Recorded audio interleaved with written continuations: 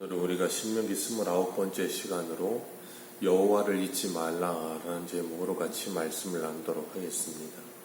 하나님께서 이스라엘 백성들을 애굽에서 출애굽시키시고 광야에서 40년 동안을 보호하시고 인도하시면서 그들을 마침내 약속의 땅인 가나안 땅으로 들어보내신 이유는 이스라엘 백성들이 어떤 자람이 있거나 아니면 그들이 특별해서 하나님께서 그들을 택하여 그렇게 행하신 것이 아니라 그들이 가장 작은 민족이요 아무 택할 만한 조건이 없는 그런 연약한 자들을 하나님께서 은혜로 택하셔서 그런 구원을 이루어 주신 것입니다.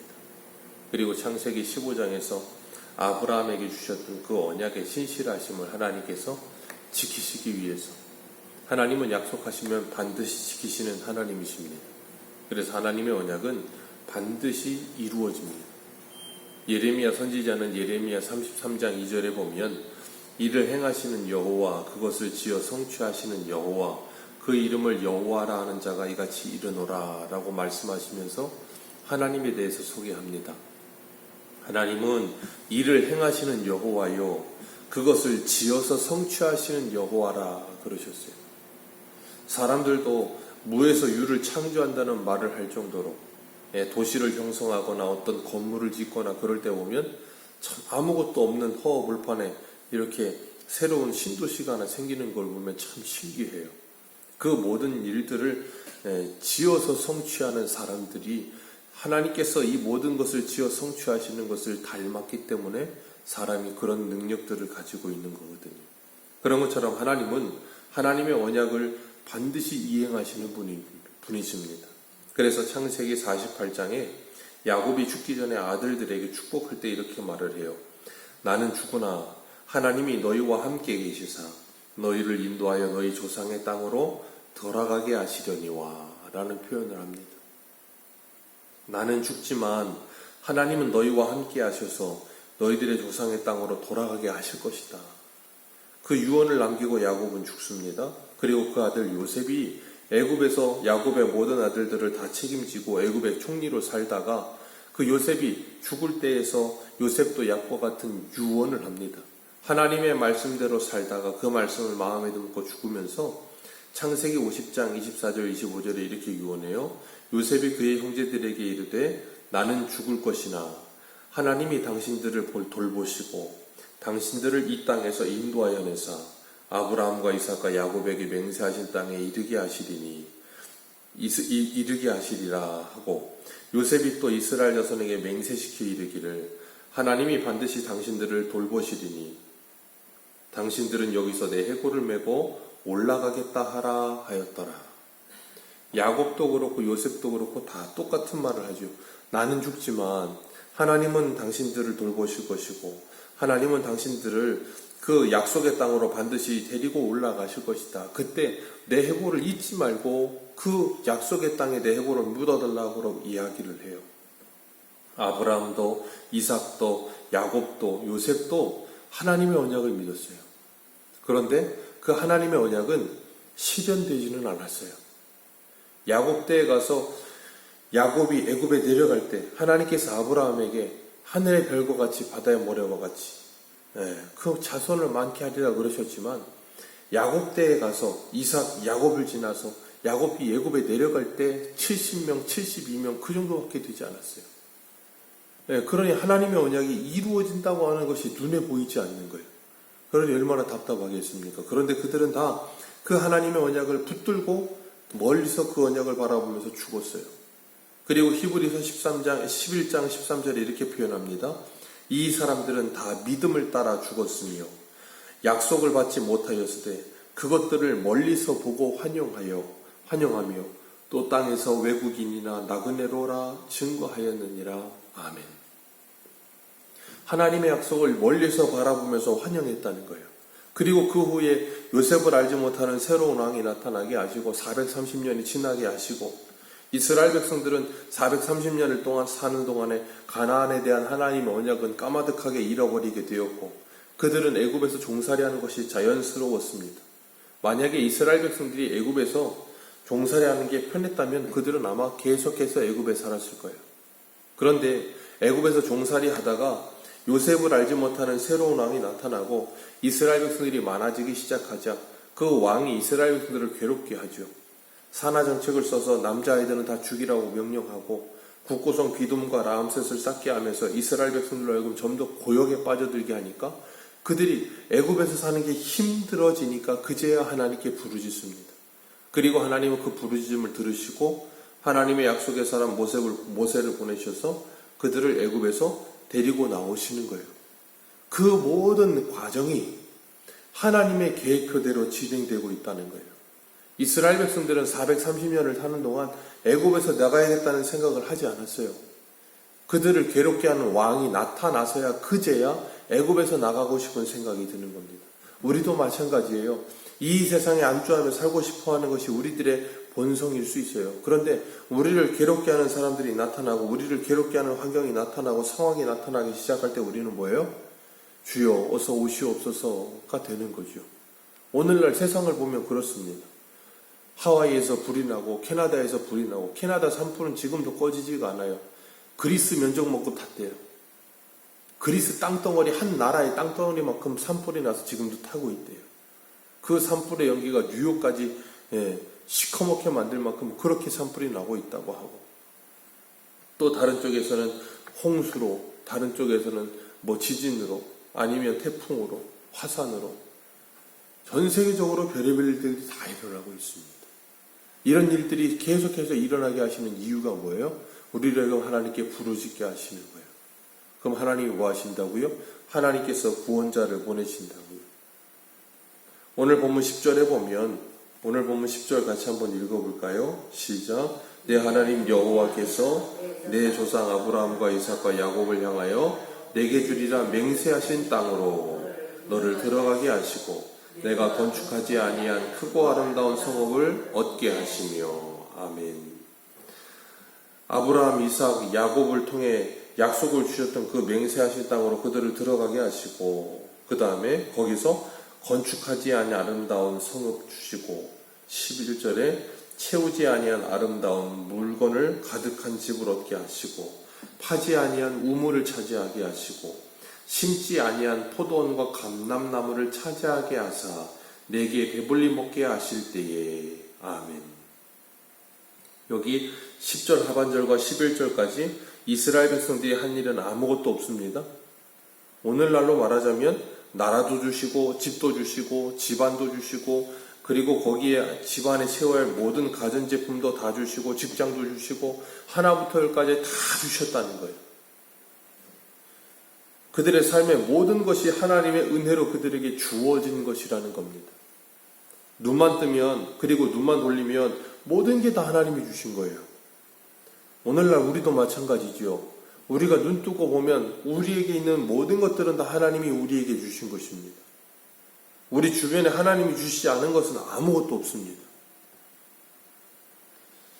그럼 이스라엘 백성들은 그런 상황에서 뭐 하면 되는가 하면 하나님께 감사하면 되는 거예요. 다 준비해 주신 하나님께 감사하며 맨몸으로 왔다가 하나님이 준비해 놓으신 것을 잠시 쓰다가 다시 맨몸으로 가는 청지기적인 삶을 살면 되는 거예요. 그런데 그 모든 것이 하나님의 은혜로 되어진 것이라는 것을 잃어버리지 말라고 하나님께서 신신당부하셨는데 그들은 뭐예요? 그 하나님을 잃어버린다는 거예요.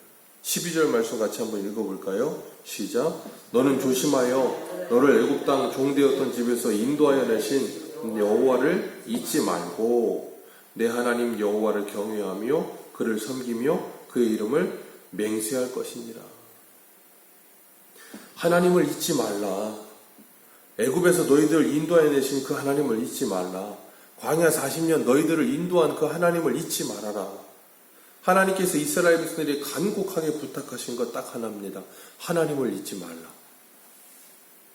가나안 땅에 들어가면 애굽 땅 그들이 40년을 살았던 광야와는 다른 풍요로움이 있을 것이다. 그 풍요로움은 다 하나님이 주시는 것이다. 그러니 그 풍요로움을 누리게 될 때 하나님을 잊지 말고 기억하라는 거예요. 하나님을 잃어버리는 순간 그들은 뭐 한다는 거예요? 망한다는 겁니다. 호세아 2장 8절에도 이렇게 말해요. 곡식과 새 포도주와 기름을 내가 저에게 준 것이요 저희가 바알을 위하여 쓴 은과 금도 내가 저에게 더하여 주는 것이여를 저가 알지 못하는도다. 모든 것을 하나님이 주셨는데 그걸 알지 못하고 뭐예요? 하나님을 잃어버리는 거예요. 오늘날 우리들의 모습도 그렇죠. 하나님께서 우리에게 모든 것을 다 주셨는데 그 모든 것을 다 누리면서도 하나님을 잃어버려요. 모든 것이 없을 때는 오히려 하나님을 간절히 찾는데 모든 것을 누리게 되니 하나님을 잃어버리게 되는 거예요. 고린도전서 4장 7절에 이렇게 말씀하세요. 누가 너를 남달리 구별하였느냐? 내게 있는 것 중에 받지 아니한 것이 무엇이냐? 내가 받았은즉 어찌하여 받지 아니한 것 같이 자랑하느냐? 자랑할 것이 아무것도 없다는 거예요. 왜? 하나님께 다 받은 거라는 거예요. 그렇기 때문에 우리의 자랑은 하나님과 예수 그리스도 외에 아무것도 있을 수가 없다는 거예요. 그 은혜를 잊지 말고 기억하며 감사하라. 잊어버리면 교만하게 되고 자랑하게 되고 하나님과는 상관없는 삶을 살게 된다는 거예요. 그러니 무엇이 없으면 낙심하고 좌절하고 불평하고 열등감에 빠지고 무엇이 많으면 하나님을 잃어버리고 오히려 교만하여지고 그리고 우월감에 빠지고 이 두 가지는 똑같은 거예요. 없을 때도 하나님을 잃어버리고 있을 때도 하나님을 잃어버리게 됩니다. 사도 바울은 나의 나된 것은 하나님의 은혜라 라고 고백하면서 그는 하나님의 은혜를 잊지 않기에 날마다 애쓰며 노력했어요. 하나님께서 이스라엘 백성들에게도 하나님을 잊지 말라는 거예요. 하나님을 믿는 사람들이 어떻게 하나님을 잃어버리면서 합니까? 있을 수 없는 일이죠. 그런데 하나님을 잊어버린다니까요. 이스라엘 백성들은 한 번도 하나님께 제사 드리지 않은 적이 없어요. 항상 하나님께 제사 드렸습니다. 그런데 하나님께 항상 제사 드리면서 하나님을 잊어버렸어요. 그래서 이사야 1장, 말라기 1장, 예레미야 7장 수도 없이 많은 것에서 하나님이 뭐라 그러세요? 너희는 나를 잊어버렸다라고 말씀하신다니까요. 수없이 많은 제사와 제물 그걸 누가 원하더냐라고 말씀하세요. 내 성전에 마당만 밟는 일 누가 원하더냐? 그거 원하지 않는다라고 말씀하세요. 오늘 우리들도 수없이 많은 예배를 드리는데 그 수없이 많은 예배 가운데 하나님의 임재를 경험하고 하나님을 만나는 일이 없으면 그건 하나님을 잊어버리는 일이에요. 그러니까 어떻게 돼요? 예배에 성공하지 못하니까 신앙에 성공할 수 없고 생활이 하나님의 자녀다운 삶이 나타나지 않죠. 왜요? 하나님을 잃어버렸고 하나님의 은혜를 잃어버렸기 때문에. 하나님이 내게 주신 가정을 파괴하고 하나님이 내게 주신 내 삶을 파괴하고 하나님이 내게 주신 것들을 파괴하게 되죠. 그런 어리석은 일들이 우리에게 일어난다는 거예요. 그렇기 때문에 하나님은 우리들에게 뭐하라 그러시냐면 하나님을 잊지 말라라고 말씀하시는 거예요. 왜요? 하나님을 기억하는 것이 복이다. 그래서 우리가 지난 시간에 살펴봤던 것처럼 하나님께서 6장에서 말씀하시는 게 뭐냐면 그 말씀을 가르쳐라. 그리고 그 말씀을 평생에 지켜 행하며 여호와를 경외하라. 그것이 복이요 적과 꿀이요 네가 번성하며 크게 될 것이다. 하나님 잊지 않고 기억하는 게 복이다는 거예요. 하나님을 잃어버리는 게 저주다라는 걸 말씀하시는 거예요. 하나님께서 분명히 말씀하셨어요. 뭐라 그러셨는가 하면 11절과 12절에 네가 건축하지 아니한 아름다운 성읍과 채우지 아니한 물건이 아름다운 물건이 가득한 집과 파지 아니한 우물과 심지 아니한 포도원과 감람원 쉽게 말하면 나의 삶을 둘러싸고 있는 모든 재반의 모든 것들이 다 누가 주신 거라는 거예요? 하나님이 주신 거라는 거예요. 그러니까 직장에서도 포도원에서도 가정에서도 성읍에서도 어디를 가든지 모든 것을 볼 때 누구를 생각나게 하셨어요? 하나님을 생각나게 하셨다니까요. 우리 교회에서도 가정에서도 직장에서도 이 모든 게 다 누가 주신 거라고요? 하나님. 그러니까 우리는 그 모든 걸 바라볼 때 그리고 자연을 바라볼 때도 누구를 생각해야 돼요? 하나님. 그러니까 눈만 뜨면 보이는 모든 건 하나님이 주신 거예요. 그러니까 눈 뜨고 살면서 모든 걸 볼 때마다 다 누구를 생각나게 하셨냐면 하나님이 생각나게 하셨어요. 그러니까 그리스도인들은 삶을 눈을 뜨고 시작해서 눈을 감는 저녁 시간까지 모든 게 다 하나님이 주신 것임을 알고 바라볼 때 다 하나님을 기억하고 감사하며 하나님께 영광 돌려야 되는데 그 하나님과는 전혀 상관없이 감사가 없고 하나님께 영광 돌림이 없고 모든 걸 파괴하는 삶을 살고 있다면 그 사람은 뭐하고 있는 거예요? 하나님 잃어버리고 살고 있는 거예요.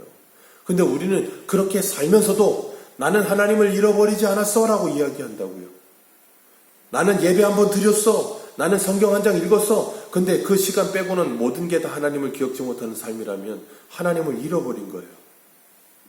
다른 사람을 바라볼 때 그 사람을 보면서 하나님을 기억하지 못한다면, 어떤 일을 할 때 그 일을 하면서 하나님을 기억하지 못한다면, 그래서 하나님은 우리를 둘러싸고 있는 360도 모든 곳에 하나님을 기억할 만한 걸 두시고 그 하나님을 바라보게끔 하신 거예요. 얼마나 큰 은혜입니까? 그리고 하나님은 15절에 이렇게 말씀하세요. 14절 15절 같이 읽습니다. 시작. 너는 다른 신들 곧 내 사면에 있는 백성의 신들을, 거기까지만 읽습니다. 여기 보면 뭐라 그러세요? 다른 신 곧 네 사면에 있는 백성들의 신, 너의 사면에 있는 동서남북 어디를 눈 돌려도 다 있는 신, 그들을 따르지 말고 하나님이 너희들에게 주신 너희들의 사면에 있는 하나님의 은혜들을 보라는 거예요. 그러니까 우리가 어떤 시선으로 보느냐에 따라서 우리를 둘러싸고 있는 모든 것이 하나님의 은혜로 보이고 하나님이 보일 수도 있고, 아니면 모든 것이 우상으로 보일 수 있다는 거예요. 그리고 15절에 뭐라 그러세요? 너희 중에 계신 너희 하나님 여호와는 질투하시는 하나님이라. 우리 하나님은 질투하시는 하나님이십니다. 하나님은 우리를 질투하세요. 왜요? 사랑하기 때문에 질투하는 겁니다. 사랑이 없으면 질투도 없습니다. 하나님은 우리를 사랑하셔서 우리를 질투하세요. 그리고 우리를 내어버려 두지 않으시는 거예요. 하나님의 사랑은 독점적이거든요. 예수님은 십자가에 부활하시고 난 후에 제자들에게 나타나셨고, 나는 물고기 잡으러 가라라 하는 그 제자들에게 따라가셔서 예수님께서 베드로에게 3번이나 물으세요. 네가 나를 사랑하느냐? 라고 물으십니다. 하나님은 오늘도 우리들에게 하나님을 잊지 말고 기억하라 하시면서 뭐라 그러시냐면 네가 나를 사랑하느냐? 라고 물으세요. 왜요? 사랑하면 잊어버리지 않습니다. 하나님께서는 오늘도 우리들에게 하나님을 잊지 말고 기억하며 하나님을 사랑하라 말씀하세요. 우리가 오늘 하루를 살아가면서 우리를 둘러싸고 있는, 우리가 눈을 뜨고 바라보는 모든 것들이 하나님의 은혜임을 기억하시고, 내가 채우지 아니한 아름다운 물건으로 가득한 우리 집, 이 아름다운 성읍, 이 나라, 우리 교회, 우리 직장, 모든 것들이 하나님의 은혜임을 기억하시고 그 모든 것을 바라보실 때 하나님이 내게 주신 은혜들이다 라는 걸 기억하며 감사하시고 하나님께 영광 돌려드리는 복된 하루가 되시기를 주님의 이름으로 축복합니다. 기도하겠습니다.